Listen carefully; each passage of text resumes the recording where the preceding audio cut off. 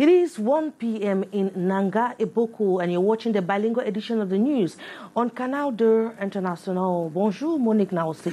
Bonjour, Regina Aliketandar, mesdames, messieurs, bonjour, bienvenue aux 13h, dont voici la titraille.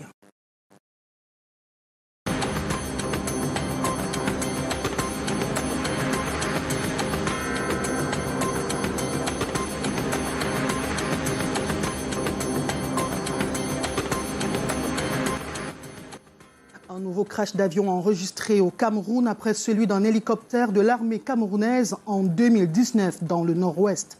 Cet aéronef transportait 11 personnes à son bord. Il a été localisé dans une forêt non loin de Nanga-Eboko. C'est dans la Haute-Sanaga. C'est un appareil de l'entreprise Cotco. Nos équipes s'y rendent en ce moment en compagnie du ministre des Transports. At least 11 people are feared dead after a plane crashed shortly after leaving the Yaoundé-Simalène International Airport. According to reports, the known cargo aircraft which crashed around 2 p.m. on Wednesday is one of the DHC-6 Immatriculated TG team. The aircraft left Simalène Airport at about 11:48 a.m. and later lost radio signals.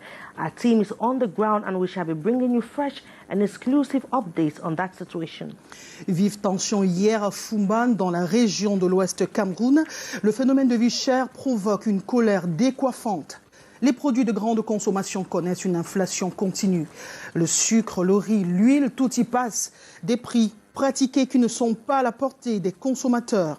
Ils ont dit trop, c'est trop. Un soulèvement qui a contraint le gouverneur de la région de l'Ouest à aller calmer les tensions à Fumban.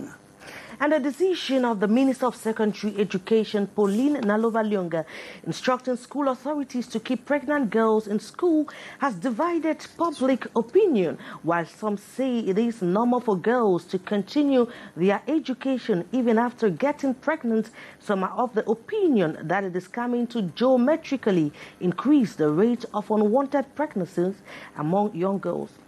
Traité sur l'interdiction des armes nucléaires, des stratégies sont en cours en ce moment pour accélérer la ratification du Cameroun. C'est l'objectif d'un atelier de 2 jours ouvert à Yaoundé à cet effet. Dans ce journal, nous aurons les précisions avec Myriam Mazou et Michel Foucault.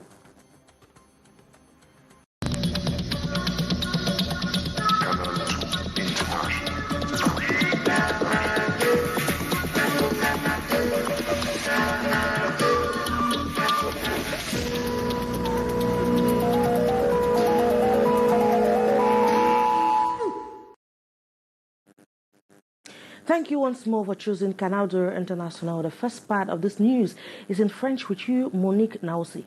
Bien évidemment, Regina Aliketandar, nous vous annoncions justement en titre, autant pour nous, la nouvelle de ce crash d'avion, cet aéronef qui a été rendu public hier après-midi par un communiqué radio-presse signé du ministre des Transports, Jean-Ernest Masséna Ngalébibé. L'aéronef de transport des ouvriers de la Cameroun Transport Compagnie. Nous parlions justement du contact radio qui s'est brouillé au moment où l'aéronef effectuait le trajet Yaoundé-Simalène, Domta, Belabo, Yaoundé-Simalène. Nous avons également annoncé le déploiement de nos équipes qui sont en ce moment en route pour le lieu du crash. Delphine Fonkoutene, Aïchentia, nos envoyés spéciaux, vous rendront compte d'un moment à l'autre des dernières informations y relatives.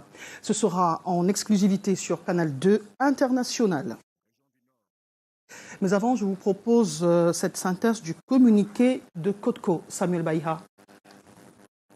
L'aéronef de transport des ouvriers de la Cameroun Transport Compagnie Cotco a disparu hier dans la zone forestière de l'arrondissement de Bibéi, département de la Haute-Sanaga, région du centre. Dans son communiqué de presse, l'entreprise Cotco précise que cet avion a décollé hier de l'aéroport international de Simalène pour la station de pompage numéro 2 à Dompta, région du Nord, à 12h44 et transportait 9 passagers et 2 membres d'équipage. Par ailleurs, des moyens terrestres font actuellement route sur le site de localisation de l'aéronef pour porter secours à ses occupants. Au demeurant, la famille Cotco dit être profondément préoccupée par cet incident, mais également garde un contact étroit avec les familles des personnes impliquées.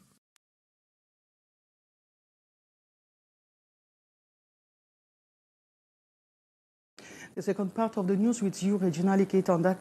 Effectivement, Monique Naosi, at least 11 people are feared dead after a plane crashed shortly after leaving the Simalen International Airport on Wednesday, according to a report. The known cargo aircraft, which crashed around 2 p.m. on Wednesday, is one of type DHC-6400, immatriculated TJTIM. The aircraft left Simalen Airport at about 11:48 a.m. and later lost radio signal. The trajectory of the aircraft was Yaoundé Simalen Domta Belabo Yaoundé Simalen. Now, in a communique last night, Transport Minister Enes Maselangale BBA noted that the GPS coordinates later revealed the plane ended in a forest not far from Nanga Iboko. Most on board were workers of the Cameroon Oil Transportation Company, COTCO, and others were airline personnel. A team of Canal reporters, notably Hyson Chia and Delphine Fon-Kotene, have accompanied Transport Minister to the site, and we shall definitely be bringing you fresh and exclusive updates about that very unfortunate incident. And we take this communique from the General Manager of COTCO, which informs the public that following the loss of contact with our aircraft in the afternoon of May 11, 2022, air and ground resources were immediately deployed for further research with the assistance of authorities. Subsequently, the aircraft was located in the forest area at Bibey Subdivision, Upper Sanaga Division in the Central Region. The ground resources are currently en route to the location of the aircraft to rescue its occupant. This aircraft took off from the Yaoundé Simalen Airport for pump station number 2 in Domta in the North Region at 12:44 p.m. and was carrying 9 passengers and 2 crew members. The COTCO family is deeply concerned by this incident, and we are closely in contact with families of those involved. Signed, the General Manager, Xavier Forge. And the decision of the Minister of Secondary Education, Professor Pauline Nalova-Lyonga, to keep girls in school after being pregnant has divided public opinion, while some believe girls have the right to continue with their education even after getting pregnant. Others say the decision will go a long way to increase unwanted pregnancies among young girls. More in the following report with you, Hysanchia. To this senior discipline master, Minister Nalova's letter appeared like a bomb blast. The decision, he says, is surprising and coming to render the young girls more wayward. This will lead us to a situation where children will take pregnancy as normal. Girls from Form 1 to Upper Seat could just fall into this. Aside from psychopedagogic aspects cited by the minister, we have to consider the social context of each. The phenomenon is in a geometric rise. At our arrival in this other institution, coincidentally, the principal is treating the file of a pregnancy case, the 3rd for the academic year, and to him, the ministerial decision is rather laudable, coming to consolidate what the school has already been doing. Pregnancy is just for a while. I see it normal. But we, like the minister, are not encouraging that. She's simply asking that schools take care of such girls. It should not be a stumbling block for a girl to continue her studies. He underlines that aside the respect of the right to education for all, schools are equally reminded of their social role. The school must play that social responsibility of bringing back the girl into a state of belonging. But with the alarming rate of such early pregnancies, with an average of 5 to 6 students yearly in this college, the school administrators insist that the decision be reviewed with education stakeholders to provide lasting solutions. In reality, Madam the Minister should reconsider this decision. Educational stakeholders should sit and share views of the actors on the field to be able to adopt perfect solutions. The Ministry of Secondary Education, it should be recalled, instructs firmly that only the students concerned shall from now henceforth request for a maternity leave after 26 weeks of their pregnancy, if they desire. We continue this newscast with you, Monique Naosi. Bien sûr, Regina Aleke-Tandak, hier à Fumban, la colère a dégouliné sur les commerçants et autres populations de cette ville. Ils s'insurgent tous contre la flambée des prix sur le marché et les commerçants ont manifesté leur courroux en procédant à la fermeture de leurs boutiques. Et c'est en sapeur-pompier qu'Awafon Augustine, le gouverneur de la région de l'Ouest, s'est rendu à Fumban pour mettre un terme à l'opération marché mort. Titi Freeman, Jonah Nourdine. Suite au mouvement des jeunes ordonnant la fermeture des boutiques et des commerces dans la ville de Fumbot, le gouverneur de la région de l'Ouest a tenu ce 10 mai une réunion de crise.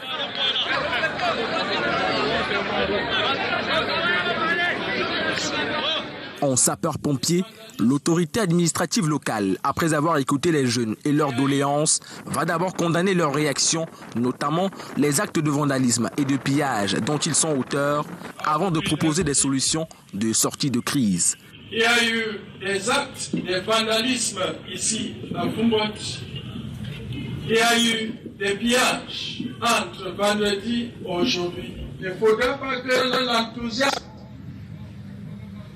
pendant qu'on est en train d'exprimer nos doléances, nous puissions traverser les limites pour faire des déclarations qui peuvent nous suivre demain, ou des déclarations que si on vous interpelle, vous ne serez pas en mesure de justifier.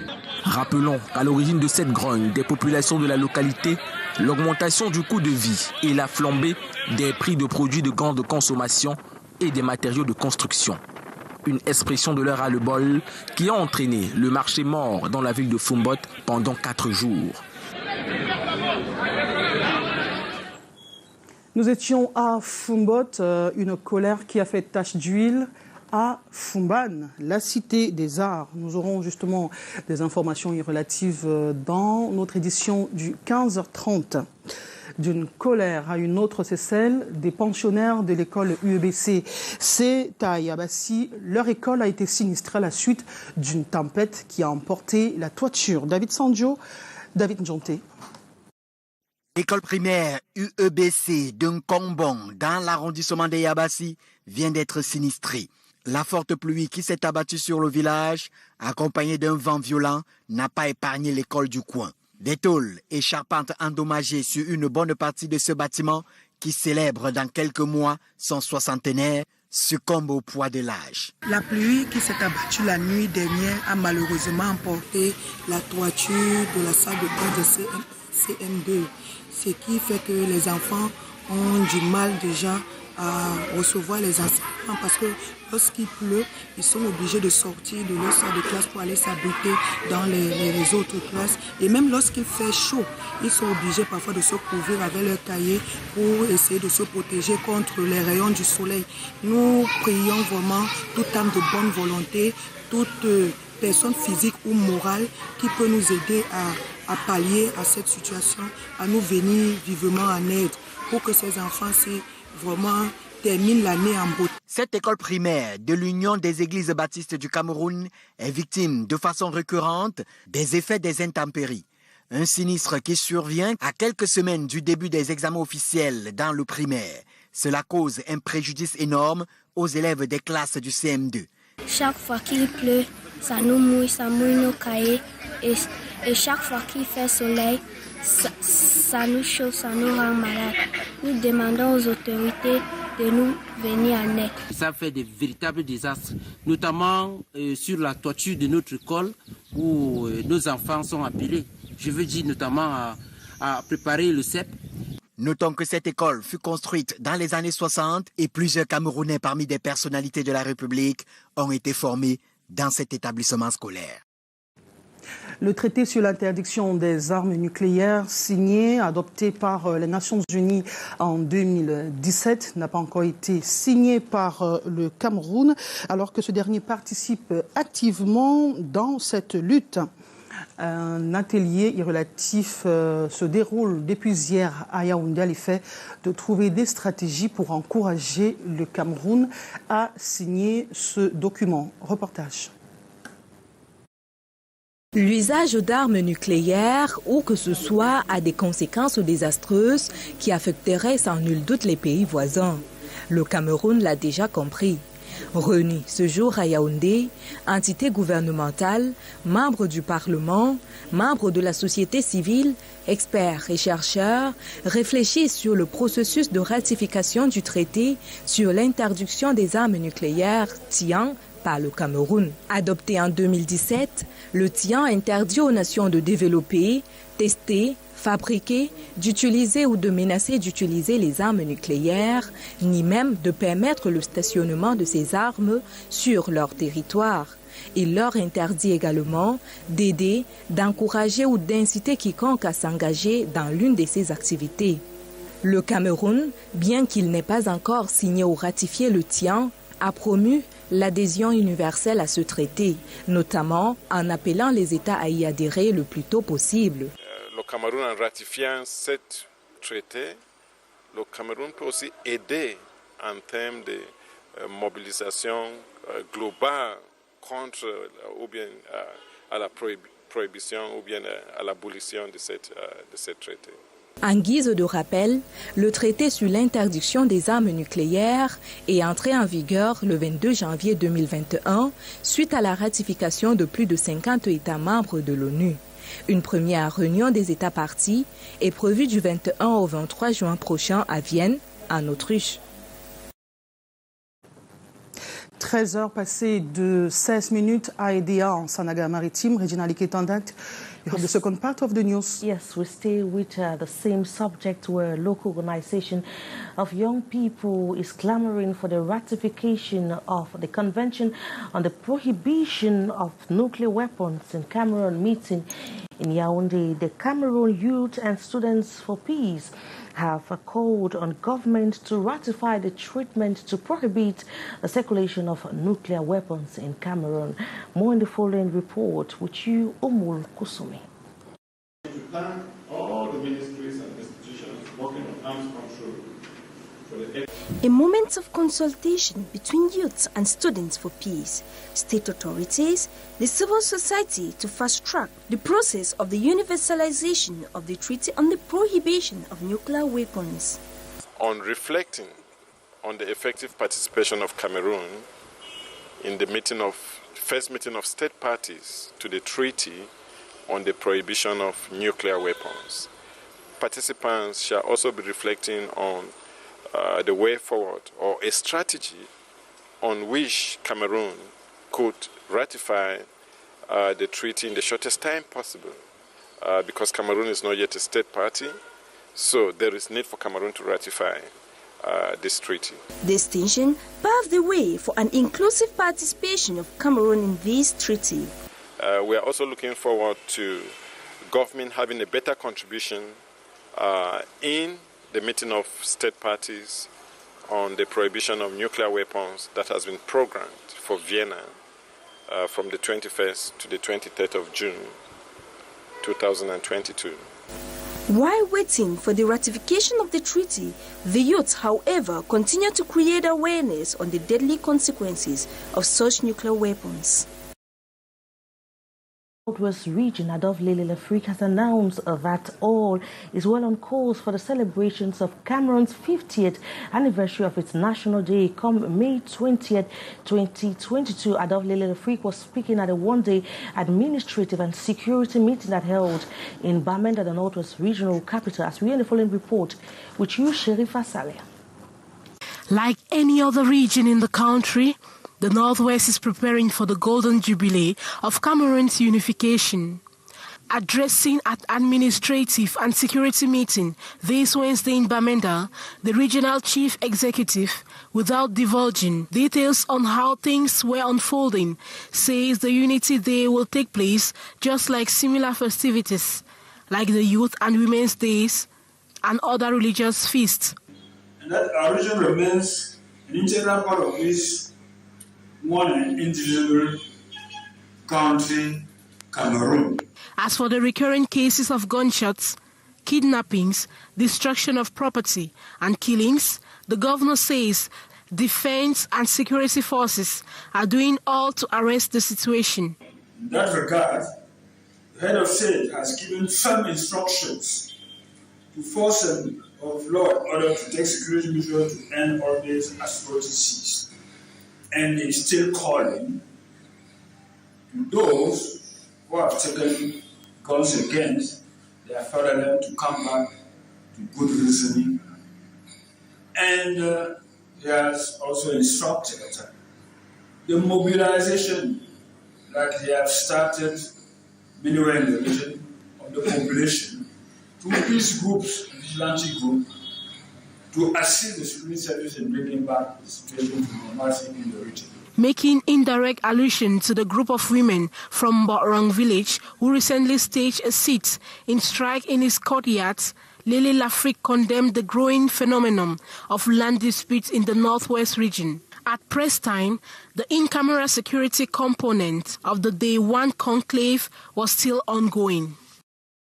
Let's now journey into the heart of the Judicial Police Unit in Yaoundé and how it handles the different kinds of crimes, especially in modern day. Now, the four sub-directorates are those for the different services, notably identification, criminal investigation, analysis of indices, and traces of napping of supposed criminals. Beatrice Ngamo completes that story. This lady left dead following an attack by an unknown criminal at her home. The Judicial Police alerted. The case is handed to the Sub-Directorate of Forensic and Judicial Identity. The technicians of the Judicial Identity Service in charge of criminal investigation at the crime scene. Ils sont à pied d'œuvre pour la recherche des traces et indices. They note the positions as they look around for signs, marks, indications that can be of her. What they take back to their data bank. The forensic service in charge of analysis of the indications and traces found at the crime scene. The coding is done here. Easier when there are fingerprints. The findings are brought to the laboratory for proper clearance. We are inside the laboratory of the Technical and Scientific Police of the Judicial Police Unit, situated at the Ligue-Sono neighborhood in Yaoundé. The service in charge of criminality then moved to action. With information, fingerprints and all, they track the supposed criminal wherever he or she is in the country. We have equipment which permits on criminality plan to collect on the indications we can have after analysis tied to the perpetrators who will then face the law. Sensitizing the population also not to touch anything at crime scenes as it can obstruct investigation. This briefly is what the police does to respond to the exigencies of users. Judicial Police, like other police services, reiterates their readiness for the security and safety of the population. This in line with this year's theme of the National Day celebration, Come May the 28th. And we talk culture in this newscast with you, Monique Naousé. Yes, Regina. L'équitanda, qui est les grandes lignes de la première édition du Festival international Road and Beauty Africa ont été présentées hier à Yaoundé à l'issue d'une conférence de presse qui a réuni les membres du comité d'organisation et une brochette d'hommes et femmes de médias. Le compte rendu de Mariam Mazou et de Lionel Kepseux. Mettre en lumière tout le potentiel artistique et culturel du Cameroun, promouvoir plusieurs plateformes culturelles pour plus de visibilité du 237 sont entre autres les objectifs visés par le comité d'organisation de la première édition du FIRBA, Festival international Roots and Beauty Africa. Cet événement aura lieu au Palais des Congrès de Yaoundé du 22 au 23 décembre 2022. L'idée aujourd'hui, c'est de pouvoir vraiment développer l'économie en mettant plus de moyens au niveau de la culture. On sait qu'il y a beaucoup de talents, tout le monde sait que le Cameroun est un vivier de talents, mais ce qui manque le plus souvent, ce sont les moyens financiers. Donc la plus-value de cet événement, c'est qu'elle vient avec des mécènes américains, avec des personnes qui ont la passion pour la culture, mais qui ont également des moyens financiers. Et on espère que cela pourra avoir une incidence dans le développement économique de notre pays. Au programme, Peinture, danse, on utilise l'image des grands noms de la musique camerounaise pour rehausser ce festival. Pour moi, c'est important d'associer mon image, comme pour d'autres projets. Comme vous le savez, je cours dans tous les sens. Je dis, mais pourquoi tu cours autant? Mais parce que c'est mon travail, en tant qu'artiste, en tant qu'ambassadrice de la culture, de pouvoir porter tous les projets qui peuvent monter très haut l'étendard d'être associés à ce grand événement. C'est pour une dynamique économique puissante. Un projet dont les membres du comité d'organisation d'obédience catholique vont compter sur l'intercession de Marie. Effectively, Monique now see a colloquium on the authentication of the appearance at Simalen is currently ongoing at the Mary Queen of Peace Sanctuary in Simalen, holding under the theme, Thy Kingdom Come, the cream of theologians and historians and witnesses of the appearance of the Virgin Mary are working towards the universal recognition of the prayer ground. As we hear the following report with you, Beatrice Ngamo. Since the apparition of the Virgin Mary here last May 13, 1986, Simalen has become a national prayer and pilgrimage ground, with the sanctuary of Mary, Queen of Peace. Christians streaming daily here not only to pray the Holy Rosary, but also the Stations of the Cross through Mary to Jesus. She spent 9 days and 9 nights, but the whole world is not totally aware of that. So we need a kind of authentication of this presumed apparition of the Virgin Mary. Need to move from particularity to universality officially. We all know that we saw the Virgin.